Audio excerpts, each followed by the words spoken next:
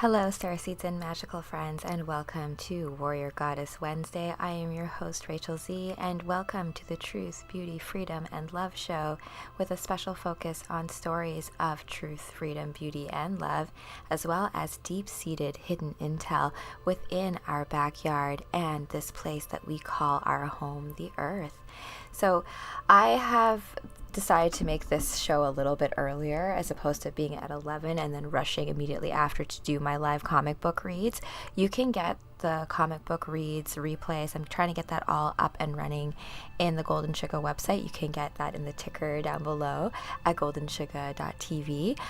You can find all of our music mixes there, as well as I'm just going to curate all of the past reads that are not the live reads. They're going to be a little bit separate than the regular reads because the live reads have like engagement and talking, and so like I'm not fully in there. So I'm going to be filming this one as well as the Heaven to Earth comic book as well. But that is not the topic of today's show. Today's show is all about the Great Lakes and the dragons of the Great Lakes and the mythology about dragons in the Great Lakes. Now, the reason for this is because I am working on a science fiction fantasy series. It's 6 books total. I have 3 that are completed in terms of the story, but it is called The Dragon Warriors, and I guess a succinct way, elevator pitch to talk about it is essentially there are all women are dragon warriors, and in this story, in this universe, dragons function as an embodiment of force, of the forces of nature. And so when we think about volcanoes or storms or all of those types of energies, it's embodied in the form of a dragon. That on top of the fact that dragons are also symbolically attuned to being guardians of portals. It kind of tripped me out when watching Godzilla, because in there they kind of talk about how Godzilla, and he kind of looks like a dragon too, right? He guards the portal between the inner earth and the outer earth, or like those different portals. So we also need to look at portals, I think, on a different show in terms of symbology behind portals, but that's for a different time. So I'm going to get into the Great Lakes. The reason why I chose the Great Lakes, and we're going to talk about the freshwater and symbology behind that, is that I'm in Canada. I grew up in Manitoba, but I currently live in Ontario, and we do have the 5 Great Lakes. And I didn't know this, but this is a pretty epic. Let's get into the actual like presentation so I can get right into it. So let's see here. I have this already. Okay, so we have the Great Lakes, a Canadian perspective. I was trying to find something that got into it without being like too long-winded, but let's see here. You know the one I'm talking. Welcome to the largest group of freshwater lakes in the world. Yes. So, yes, I forgot to mention that. This is the group of the largest freshwater lakes in the world, and I think Manitoulin Island is like the largest freshwater island that there is in the world. So there's also, if you want to watch my other live stream about Manitou and the Great Spirit, Manitoulin Island, I need to go there this summer and do some sort of activation ceremony there. I feel like that's a thing. But let's continue here in terms of this Canadian perspective about the Great Lakes. You know the one I'm talking about, the interconnected lakes shared between Canada and the USA that eventually drains out of the St. Lawrence, known as the Great Lakes. At 244,106 kilometers square when combined, they are actually larger than the entire UK. Not that the UK is particularly large, ranking only at 78 in land area according to this Wikipedia list, but still, 5 lakes being compared with a significant country is still impressive. They are home to 21% of all surface fresh water on Earth, only surpassed by Lake Baikal in Russia, which holds 23% of all surface fresh water. And just It's probably frozen here, though. we are only talking about surface fresh water. Surface fresh water. What? Okay. Let's now add the drainage basins of the Great Lakes. So I just wanted us to look at the different lakes that comprise the Great Lakes. So there's Lake Superior. I love Lake Superior. I think they say that like Lake Superior, they have these 2 islands here, and they're like pretty big as well. And And there's a shipwreck that happened on Lake Superior as well. And then that's going to get into some of the mythology about the dragons of the Great Lakes. They kind of have stuff in common with Loch Ness mythology, but we're not going to get into that just yet. But we have Lake Superior, Lake Michigan, which always looks like a mitten, right? Lake Huron, Lake Erie, and good old poor Lake Ontario, which is quite polluted. I live right here, so around here. Okay, let's see what else he has to say. So,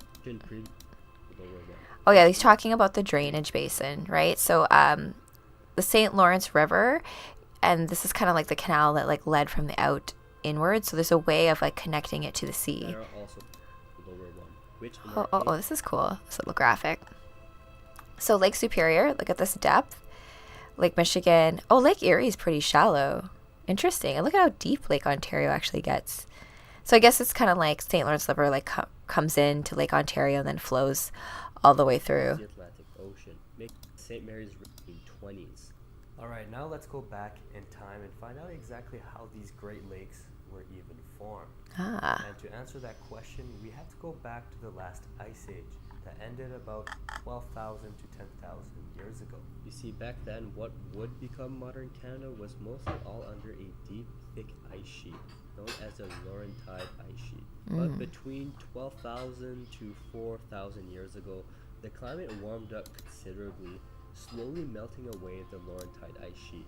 And technically, we are still in the later stages of this ice age even today. Now, obviously, the retreat of the ice sheet left behind an enormous amount of meltwater, filling up a depression that we now know Lake Algonquin. Okay. So already we can see that the river and lake system from the very foundation of the St. Lawrence.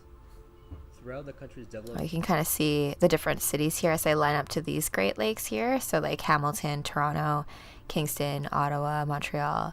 Interesting, right? In the 20th century, and shipped to Montreal, where it could be sent to international markets. By land to 50% of the Canadian population, is home to the largest and second largest city, and is also home to the nation's capital, making the region an important economic corridor for the country. Being also the birthplace of the nation, the region is home to Canada's original rivalry, Ontario versus Quebec, a rivalry that still has immense influence on the political direction of the Western Canada. I was sad face in the prairies, like you have no Great Lakes.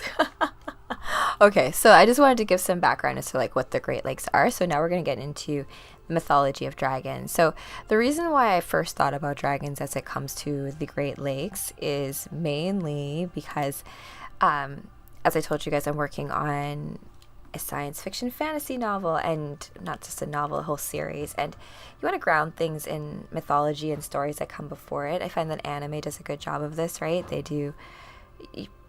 Even Marvel does this. I finished the history of the Marvel universe yesterday, and in it's a lot of the stories like Odin and Thor, they're built upon mythologies that already exist, these stories that already have weight within our psyche.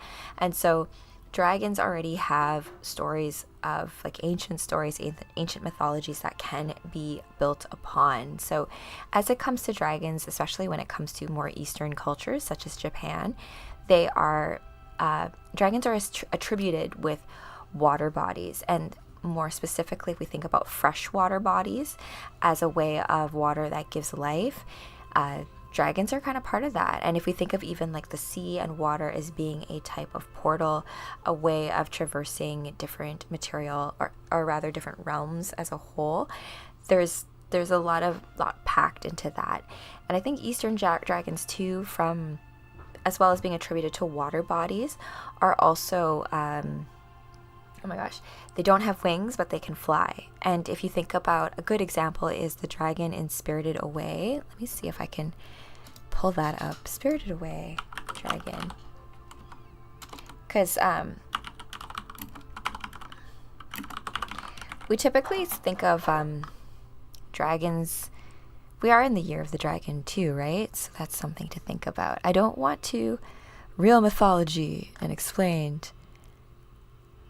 I also don't want to have something that like flags this for copyright later. Dragon Boy. Let's see here. No, it's just a song. I just want. To get started in data analytics, it's a good song though, Dragon Boy. Okay, let me skip the ad.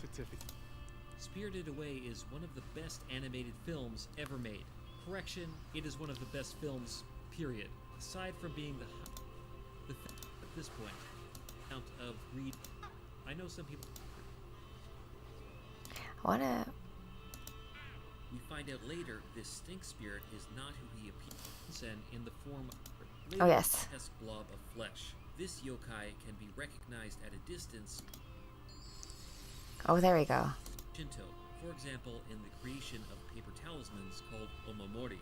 These protective charms are inscribed with the name of a kami and a Shinto shrine, and are therefore imbued with the power of that kami. Yubaba uses this concept somewhat in reverse. She steals Chihiro's name and thus gains power over her. We find out later that she has done the same to Haku, and when Chihiro recalls Haku's true name, he is free.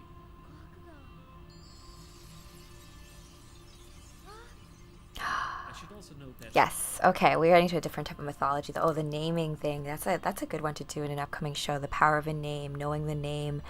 Egyptian mythology has that too. With there's a lot of stories with knowing the true name of gods, like Isis and Ra. For her to heal Ra, she essentially tells him that she needs to know his real name in order to heal him. And so there's a level of power over knowing the names of things. Even if we think of the never-ending story, the girl, say my name, and it's up to the reader to come up with the name. And he comes up with the name Moonchild, and we have a dragon in that as well, Falcor, which we lovingly call Wolfie. Okay, so let's get back into our dragon mythology stuff. So I'm going to get into a couple of stories that go into dragons that are from the Great Lakes. I'm starting with, oh my gosh, I hope I don't mispronounce this. I will, but I will do my best to do it justice. Meet Gaisandiatha, the meteor dragon in Lake Ontario. So, in 1805, 4 fishermen were casting their lines into Lake Ontario near Kingston, Ontario. It was a beautiful day. The sunlight glimmered on the surface of the water as the fishermen talked and laughed. Suddenly, a strange shape resembling an overturned rowboat emerged from the water. Concerned for the safety of the rowboat's passengers, the fishermen immediately began making their way over to the shape. Imagine their surprise when the shape began making their way over to them. The object they realized was not a rowboat at all. Instead, the men were greeted by an enormous serpentine creature with huge eyes and a mouth to match. Reflecting on the terrifying experience, they recalled that the creature had to be more than 45 meters long and as wide as a barrel. And so, as one may expect, the fishermen panicked. They frantically rowed back to the shore, fleeing for their lives. The monster skimmed atop the surface of the water close behind, and once the men were safely back on dry land, they said the creature taunted them from the lake. Last one, oh my gosh, I guess this is like their rendition of what it was like. So Lake Ontario is apparently an ecological wonder. Every drop of water within the Great Lakes, oh yeah, that's true. Every drop of water within the Great Lakes Basin flows through Lake Ontario, and being so close to the Atlantic Ocean, this lake is a critical corridor for transportation, water exchange, fish migration, and perhaps monsters looking for lunch. So Lake Ontario may be the smallest of the Great Lakes, but it provides drinking water for over 9 million people. Oh, that's kind of interesting considering it's very polluted. I've gone paddleboarding on Lake Ontario, and I guess it's because it's close to the city where we are. We should do a better job of taking care of our lakes.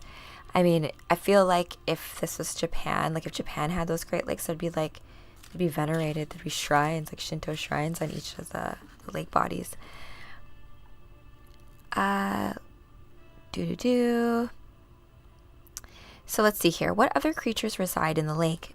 in early accounts, the Iroquois and the Algonquin would speak of an entire race of giant serpent dragons living in the lake. The Seneca spoke of Sandiatha, an enormous hydra snake that could breathe fire and fly like a bird. Okay, that sounds right. Sounds right. They say here that, okay, so in First Nations cosmology, they're saying here too that serpents are often referred to water bodies. I guess you can think about it as like how lakes and tributaries look. Even if you look at like the St. Lawrence River as it's coming into the lake, looks serpentine. So that kind of makes sense. And stories of Sandiatha have been passed down through oral tradition for centuries. There are two main origin legends of this creature. The first is that the beast was born from serpent eggs, and the second is that he came to Earth on a meteor. Sometimes this dragon is known as the meteor dragon and said to soar through the sky on a trail of fire. And so that's there's basically saying that these stories emerged of dragons due to meteors from the sky, because of how meteors look, comets, perhaps, like, and attributing that to stories of great dragons. Let's see here. And in my story, the first dragon who wakes the teenagers up, so like Rachel when she's like 14 and her friends fall through the ground at the ancient petroform site that they're having a field trip at. And there's a great dragon who wakes up and lets them know that they are ancient archetypal warriors from ancient Atlantis, and they need to activate, learn how to transform, and save the multiverse and the Earth. So, let's see here. Where was I going with this? Where am I here? Oh yeah, the meteor dragon. And they have a picture here of a meteor that may have inspired oh my gosh, I can't even pronounce this. I'm just going to leave that as is. Put into a little how to pronounce. But they have also here Jacques Cartier, best known for his exploring and mapping of the Gulf of St. Lawrence. I remember learning about this guy in school. Encountered something strange in the St. Lawrence River. And he said that he and his crew witnessed a giant finned snake moving through the water like a caterpillar, thrusting itself forward with its side fins. And Cartier and his crew attempted to catch the creature, but it evaded them, racing away and diving deep into the water.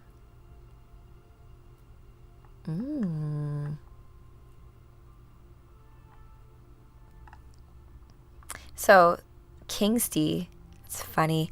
I feel like there might be more than one dragon living in Lake Ontario, definitely in the Great Lakes as a whole. Also, as they're saying that like Lake Ontario feeds the rest of the Great Lakes basin, so maybe he like goes to other lakes too, you know.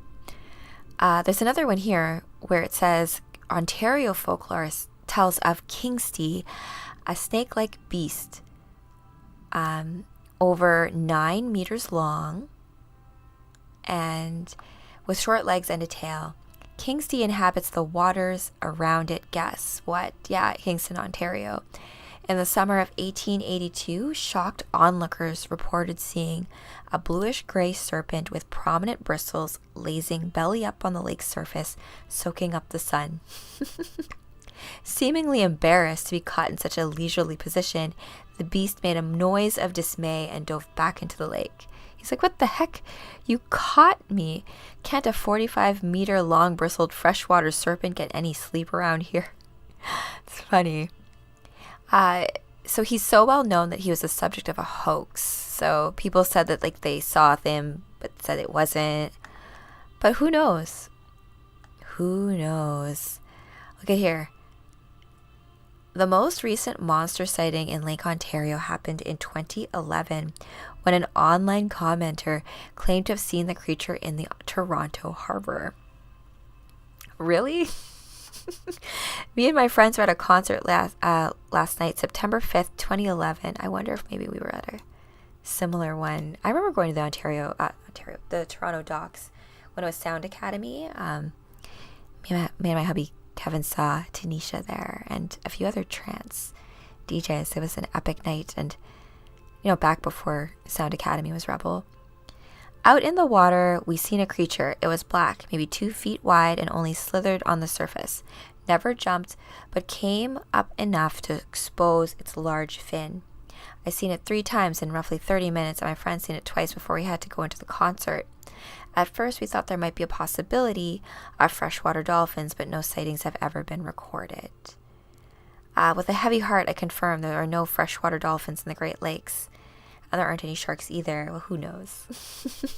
If it does feed the Atlantic Ocean, it's possible you may have. Maybe, I don't know. At all times of the year? Who knows? Let's see here. There's lots of legends, though, in terms of monsters in the Great Lakes. And these cool pictures of...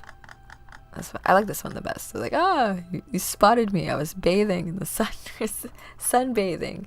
Floating. Cute. 3 otters in a trench coat. That's funny. So that's basically about the Lake Ontario. There's the Loch Ness Monster of Lake Erie. Oh, yes. Let's move like more west now. So Ontario is like the first one as you come into the Great Lakes. And then next we have here, it's 1793, and the captain of the Felicity is steering his sailboat through the shallows of Lake Erie's islands, duck hunting and admiring the rugged natural beauty of the sea. And then suddenly the captain sees something that makes his blood run cold. And according to the captain, an enormous serpent had started thrashing around near the boat, having been startled by the gunshots. Who's shooting? Okay, anyways. Always duck hunting, that's why. So he reported that the creature was huge, easily over 5 meters long, although it disappeared before he could get a better look at it. And this was the first ever reported sighting of Bessie. It's like cool. I like this sign. So Bessie, the great snake of Lake Erie. Lake Erie is the most southerly, shallow, and biologically diverse of all the Great Lakes. Its shallow depth makes it the warmest Great Lake. So you saw that with that other graphic. I think it was this. I forget where it was. But the depth of it, Lake Ontario is deeper than what Lake Erie is, even though Lake Erie is bigger, surface area-wise. It also supports the highest fish population of all the Great Lakes. And it is home to one of the world's largest and most valuable freshwater commercial and sport fisheries. And Loch Nessie, funny. I didn't know that we had a Loch Ness kind of monster here. Okay. And, there's more. Onier, the ancient water spirit of the Great Lakes. So that's, I don't know, I guess this is not the same as Bessie. So Bessie has been the subject of superstitious sailors, drunk tourists, and newspaper hoaxes over the centuries, but the legend of the serpentine creature living in Lake Erie actually originated in First Nations culture. Go figure. First Nations groups in the Lake Erie region, particularly the Iroquois tribe, would speak of Onyare, a water spirit that lives in the Great Lakes. Oh, I like that. Onyare, yeah. A water spirit that lives in the Great Lakes. The name Onyare is the Mohawk word for snake. Onyare is a horned dragon-like snake that breathes both poison and fire. Talk about bad breath. Onyare is said to capsize canoes and devour humans, although the creature will spare travelers who make great enough offerings. Make sure you have your offerings, friends. I do say too that dragons like stories, so you got any smokes? That's funny. I don't know what offerings you take though.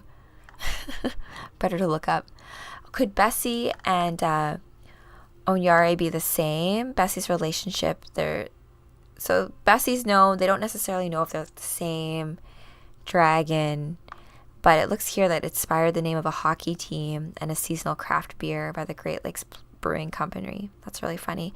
She spawned roadside sculptures and appeared in children's cartoons like Cat Dog. I did not know that. I did not know about Miss Bessie. And then Lake Erie Chomper. Okay, so that is Lake Erie. I don't know if they all have meet the real like monsters of the Great Lakes here. I have one more. Ugh. No, I don't like these. No monsters. I just want dragons. Dragons are not monsters. See what they said. If you have offerings, no problem. And the last one I want to talk about in terms of dragons of the Great Lakes is Mishipishu. Is that how you say it? I'm pretty sure. The underwater panther in Lake Superior, which is our big, beautiful, largest freshwater lake. And so let's read this story of Michipishu. It's the 17th century. Father Paul Lejeune is standing on the shores of Lake Superior, watching as one of the First Nations tribes in the area fish. As he gazes over the turbulent waters, he sees the men pulling a curious creature out of the water. The creature is over 1.5 meters long, with a lizard-like body and the head of a turtle.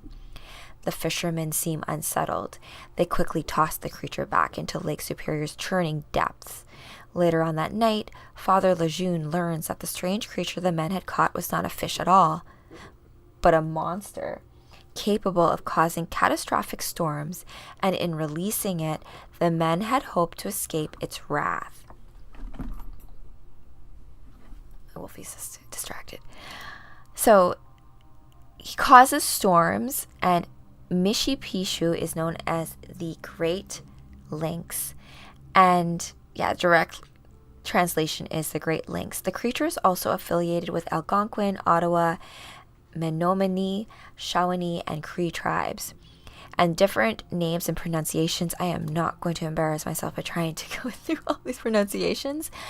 But he dwells in the depths of Lake Superior, the largest, definitely cleanest. You can see, like, when we went on a trip once on the way to Winnipeg, we stopped by an Airbnb that was on Lake Superior, and it was like, the weather wasn't the greatest, but that lake is gorgeous. You can see right to the bottom where we were in the shore. There's no one around. It was really nice. I have to find some video clips of that to maybe share in the replay of this. Let's see here. Lake Superior, did you know that Lake Superior holds more water than all 4 of the other Great Lakes combined? Often referred to as an inland sea, the lake can produce waves over 9 meters tall. It's even a popular destination for surfers in the Great Lakes region. Yeah, makes sense. Mishipishu is said to live near and Manitoulin Island in Lake Superior, and is often regarded as a symbol of the lake's power. Mishipishu is said to cause storms, waves, and whirlpools. Oh my gosh. The water spirit travels through the underwater tunnels, speaking in a roaring hiss that sounds like rushing water. Ooh, you'll never hear him coming. And they're saying that he's an amalgamation of different animals.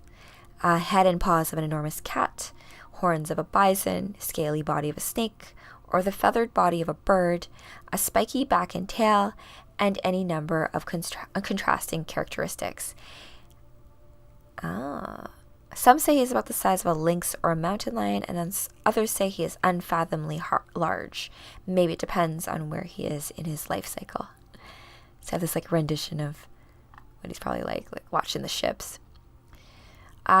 He's seen as someone who terrifies because of the storms, but maybe it's like a thing of like, who do you think you are, Lake Superior, the ocean? Are you really going to tell me that these waves aren't the work of a disgruntled lake monster? It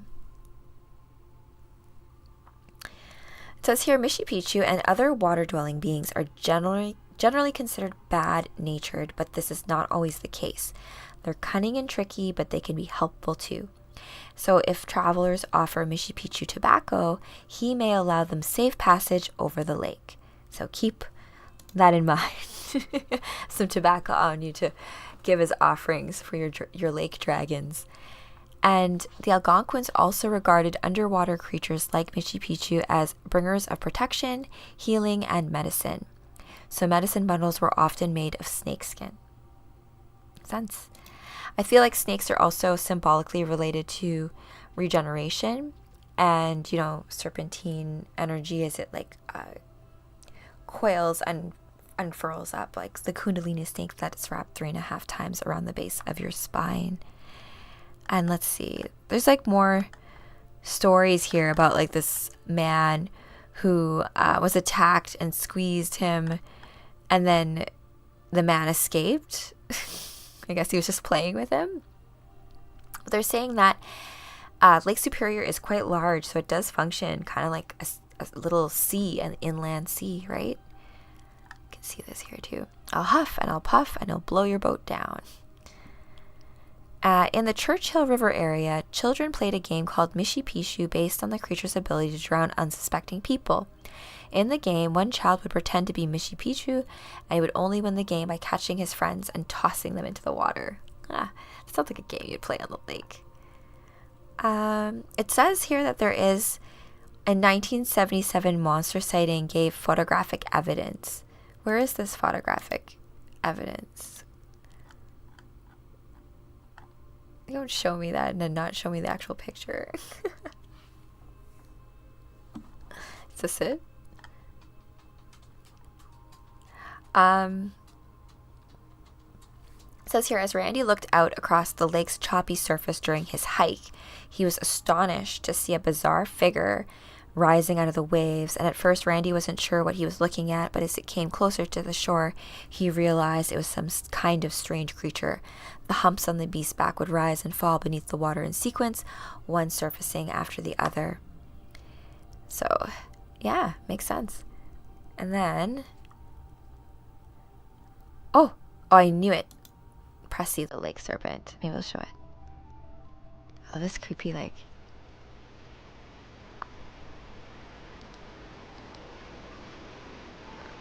wilderness.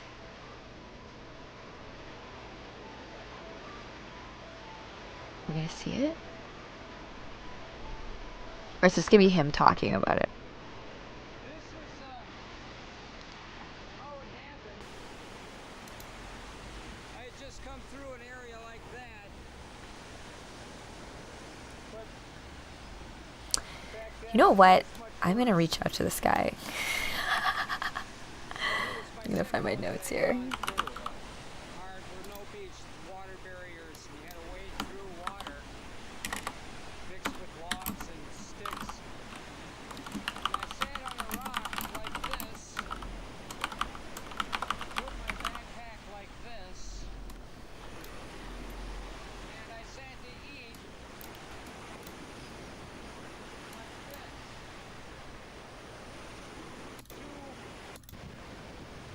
And I was right there. Made its way, put out of the water, then the back under Wait. the water. Almost. Okay, see. Both the head and the back out of the water, then the back under the water, the head out of the water like this. Not completely out of the water. Almost.